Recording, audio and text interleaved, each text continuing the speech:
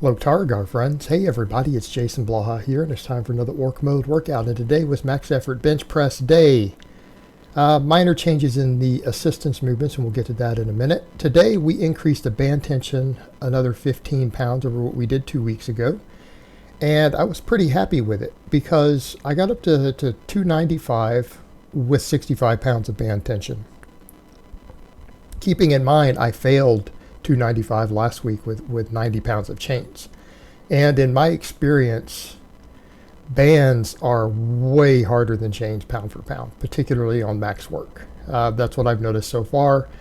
It's almost difficult to hit your actual normal maxes against bands. In other words, heavy bands, even if they, like let's say you're running 50 pounds of bands and your max is 350 and you use 300 pounds on a lift with 50 pounds of band tension, it's actually challenging. It's actually really hard. And in theory, it shouldn't be that way, but it has to do with the difference between bands and chains. If you were using chains, that would be easy. So today, the fact that I even got the 295 against the bands makes me really happy. I'm almost hoping that that's a sign my bench is slowly working its way up. Now, we'll find out next time I test the bench, but I'm not really ready to test it just yet. Now, I did notice on these that there was a little bit of slack in the bands at the bottom, which I'm not happy about. I guess I could have set them a little tighter. I thought I had them correct, but it shouldn't affect the stretch at the top because it's going to be almost no difference at the top because I've tested these bands, and once they get to a certain stretch threshold, they don't really seem to add much more weight with a few inches difference. It's like not even a pound different because I've measured them with a digital scale. So I'm happy with that. Because again, this one was easy. It was like, okay, the 285 against the bands, that was easy. Let me go ahead and try the 295. And honestly, I felt like I could have got more. I could have got more today. But it's a case of saying, okay, this is a PR. I was almost worried I wouldn't get it after last week's. It felt easy. Let's not push ourselves to failure because we missed a lift last week on the max bench. We don't want to be missing lots of lifts. These need to be training maxes with an occasional all-out max. So I'm happy with that. So I'm going to mark it. But what does that mean? That next time we do this band tension, which won't be for at least 2 months, if not more, we need to PR it. In other words, the 295 will not be acceptable another go around. That's why when you run all these variations, you keep a log of them, and I keep a spreadsheet. And that way, when I hit each one of these again, and I space them out enough because I'm not bulking, and I am actually, again, people are noticing the recomp. We've talked about it already. I'm not bulking. The recomp's going to go slow. There's going to be times when the strength gains are going to be super slow, but we force the strength gains by forcing hypertrophy. And that's the name of the game here. So next time it comes around, and I'll space them out far enough that I know I can PR, we want to PR. So we want to be setting PRs all the time. All right.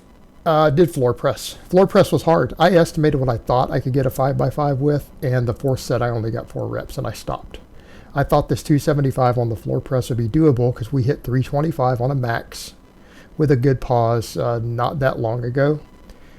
And okay, so here's where I need to do some work. And I will say, my chest, I felt these tremendously in my pecs. Tremendously. And a lot of people notice that I can touch my chest on the floor press. And I think that should put in perspective for a lot of people my overall size, because I actually have a long wingspan. I've measured my wingspan and it's 72 inches. So even with a longer wingspan, because I don't have short arms, I have somewhat short legs. I don't have short arms. I've got long arms. They're longer than my height. So with the long arms, I can still touch my chest. So it gives a pretty good idea of why I say that when you're thicker, the floor press can be a full range of motion exercise. But these were challenging, so this is going to be my next assistance movement. I pushed out the incline as far as it would go. It stalled. Now I'm going to get really strong on the floor press because we know the floor press carries over to the bench.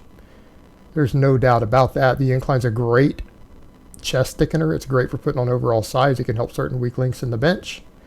I wrote it out. All I could get out of it is an assistance movement. Now we're going to hammer the floor press. And that's how a system like this works, guys. You've got to be getting stronger on the right lifts. There, you guys get an idea there where I'm at in terms of body fat. So the recomp is definitely happening.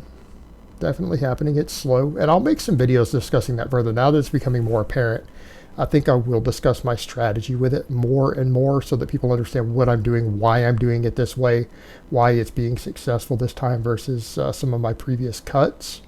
and understand of why we can't do things that don't work. That we have to stick with what we know for a fact is going to work for us.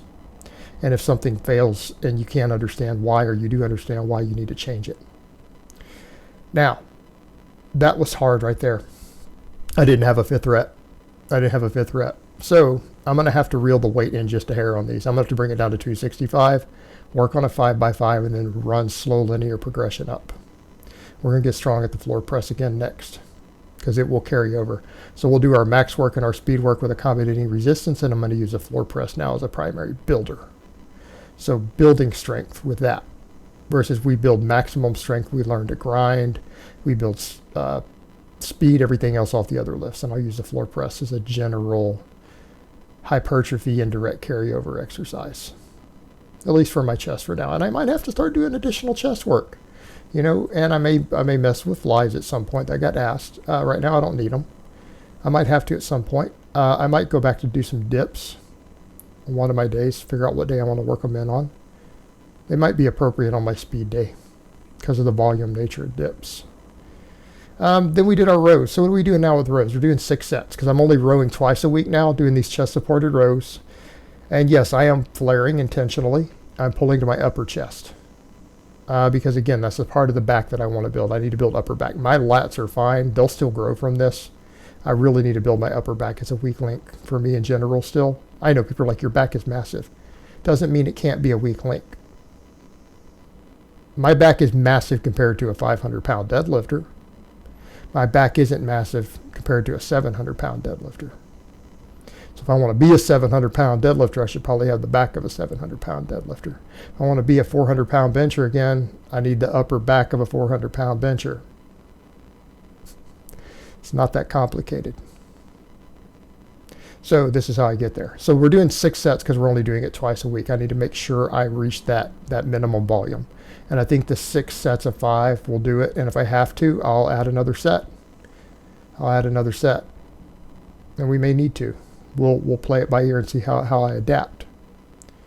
Then we did skull crushers. I went with the same weight on these. These were hard today after the floor presses. My triceps were fatigued. These were hard. The first set wasn't bad. The second set, I could not have done another rep. So it was pretty much to failure. People say, well, you lifted it. It wasn't a failure. It was grindy. For me, it's grindy. And we know that because I did the third set and I only got 6 reps and failed. I couldn't do a 7th rep. So the 8th rep was really a limit set on this. I didn't have a 9th. I pretty much reached failure, and then it showed on the next set. Now, I'm okay with that because I'm pushing these hard. I'm trying to create a lot of tension, trying to train my triceps to a full range of motion, hit my weak links on the triceps that they're missing on the pressing. So I'm beating these pretty hard right now. I'm actually training specifically for strength on these. I need the tension to go up. So we're working with moderate reps. And that's fine. That means I'm not doing anything really high rep for my triceps. I don't have to. Not necessary at the moment. I need my triceps to get stronger. We did a lot of volume for them. I did a lot of volume, a lot of sets of 10 up to 15, 5 sets at a time, doing up to 10 sets a week that way. We've done the volume work. Now I have to turn the little bit of size they've gained into more strength, more muscle density, more myofibular hypertrophy. Got to get my triceps strong. And they are getting stronger. Like I'm feeling my chest more and more on all my pressing. So my triceps are definitely getting stronger. Like I said, I may have to get to a point to where I have to do more chest volume. And that's okay. It's fine. You can't never have a chest that's too big for your bench press.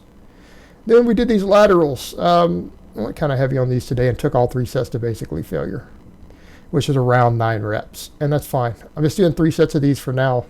I may add a 4th one back in. Just trying to make sure my side delts and upper traps get enough extra volume. They get a lot of splash over from the rows. They get a lot of splash over from the pressing. This is just to make sure that that side delt gets worked.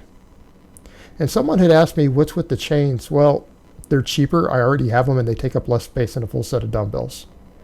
And the bottom doesn't work the side delt anyway, so it doesn't matter that they're unloading.